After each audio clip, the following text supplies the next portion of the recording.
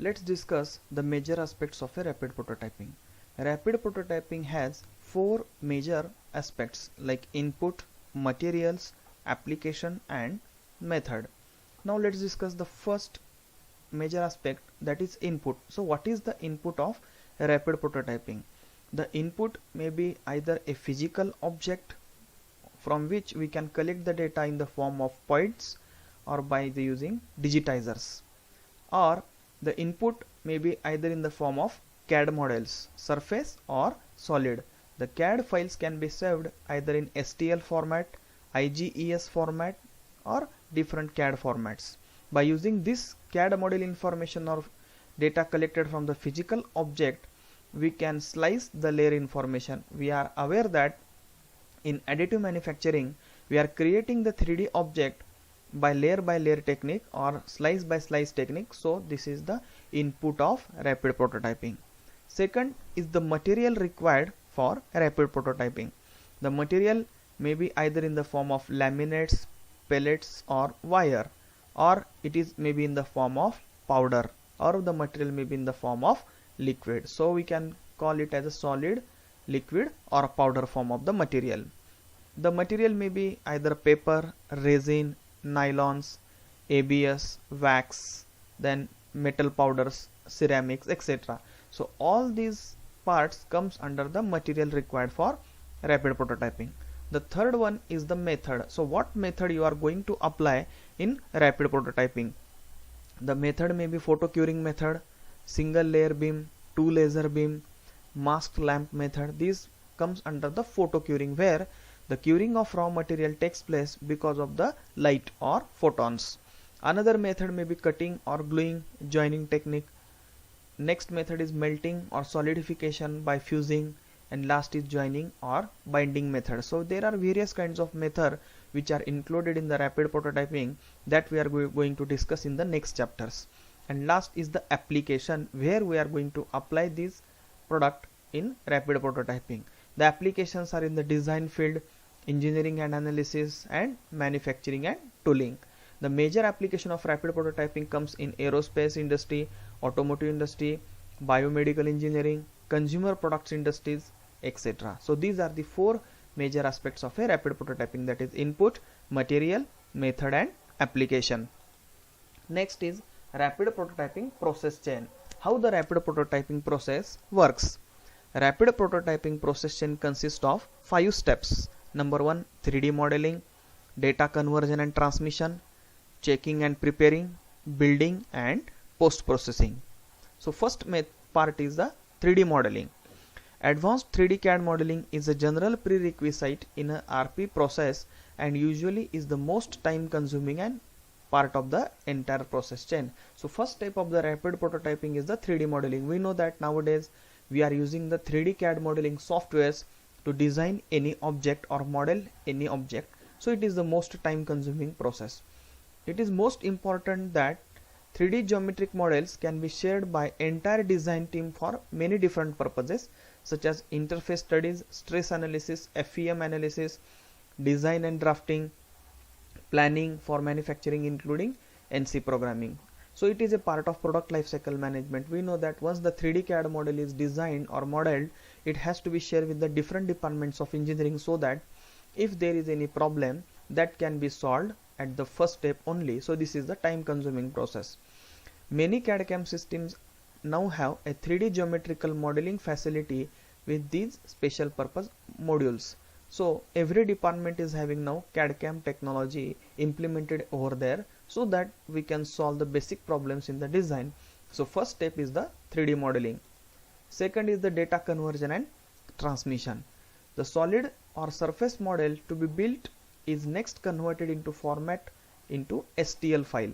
We know that if you are using the CAD softwares, their output file may be in the different format. If you are using Autodesk, we know it can be having Autodesk format. If you are using the CATIA, that can be saved in CATIA format.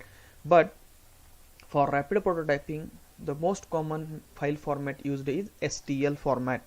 This format originates from the 3D system, which is a pioneer of the stereolithography system. So 3D system is an organization who were developed the stereolithography system, it is a part of additive manufacturing. So ST and L, stereolithography, is shortly converted into STL format. The STL file format approximates the surface of model using tiny triangles. Highly curved surfaces must employ many more triangles, which means that STL file for curved part can be very large.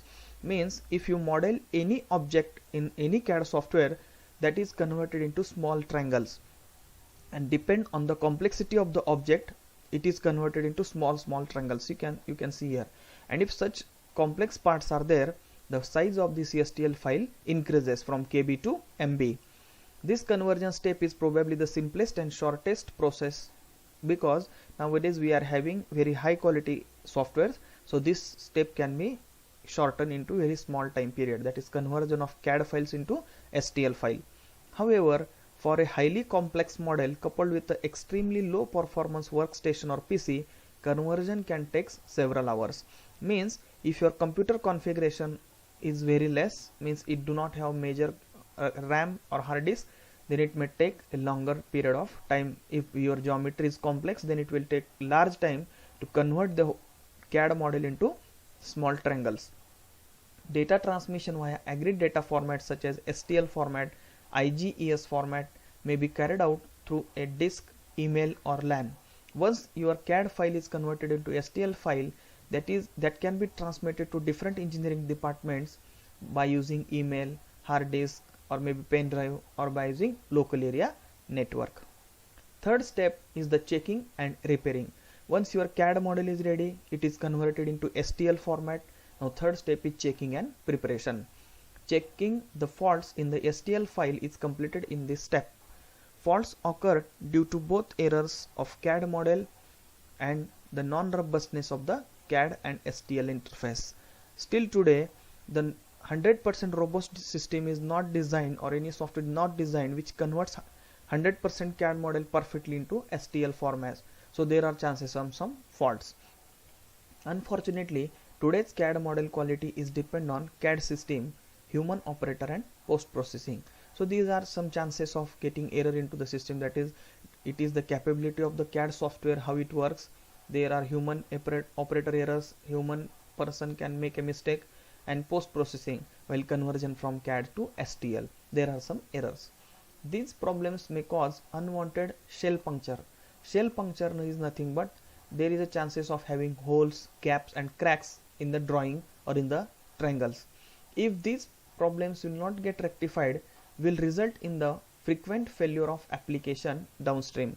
Means if this kind of error occurs in this STL file, there is a huge chances of failure in the application. So there is a necessity of checking and preparation of the correct file. Last step is the building. For the most RP system, this step is fully automated. Means building of object by using any rapid prototyping system or machine is fully automatic. The building process may take several hours to build, depend on the size and number of parts required. So this is a 3D printing machine where a part is manufactured. So depend on the complexity, shape and size of the object, it may take hours because it is a layer by layer adding technology. Post-processing. Post-processing, it is the last and end step of this rapid prototyping. So the final task in the process chain is the post-processing. At this stage, generally some manual operations are necessary. As a result, danger of damaging of the part is particularly high. So in the post-processing, we are removing the unwanted attachment which are connected to the final product, and this can be done using manually. So there is a chance of damaging of a particular part because manual operation may damage the main product. Therefore, operator of this last step is highly responsible for successful process realization. If suppose operator makes mistake in the last step, then our whole activity get into failure. So operator has to be very aware about these problems. The cleaning task refers to the removal of excess part which may have remained on the main part. So post processing is nothing but either post curing or cleaning of the object. So during cleaning, extra parts which are attached during manufacturing or extra support which is provided during manufacturing are cleaned or removed in this step. Let's discuss the post processing task involved in different additive manufacturing techniques. See here, there are different tasks like cleaning, post curing and finishing. And these are some additive manufacturing techniques like selective laser sintering, stereolithography apparatus, fused deposition modeling and laminated or layered object manufacturing. So you can observe here cleaning is required in SLS, SLA and LOM, but cleaning is not required in FDM. Post curing is needed in SLA but not required in other process, and finishing or cleaning is required in all the additive manufacturing process. So post curing is the most important and last step of this rapid prototyping process chain. Thank you.